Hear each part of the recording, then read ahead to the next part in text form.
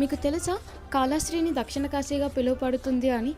అందులో ఇది పంచభూతాలలో ఒక లింగమైన వాయులింగం ఇక్కడ మనకి కాళహస్త్రిలో ఉండేది. ఈ కాళహస్తి టెంపుల్లో రాహుకేతు పూజ చాలా ఫేమస్.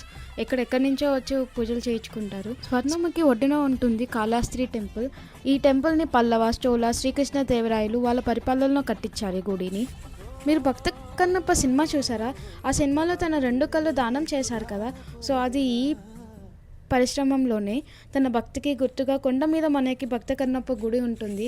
సో అక్కడ మీరు చూస్తున్నారు కదా, టెంపుల్లో ఉండేది భక్త కన్నప్పుడే.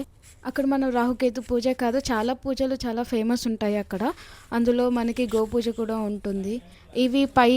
ఇవి పైన తీసిన లింగాలు అనమాట. మనకి భక్త కన్నప్పుడు గుడి దగ్గర పైన చిన్న చిన్న లింగాలు ఉంటాయి. అవి కూడా మనం కాళహస్త్రిది నేను లాంగ్ వీడియో చేసి అప్లోడ్ చేశాను, కింద ట్యాగ్ చేస్తాను, చెక్అవుట్ చేయండి. Please do like, share and subscribe to Shravani vlogs. Thank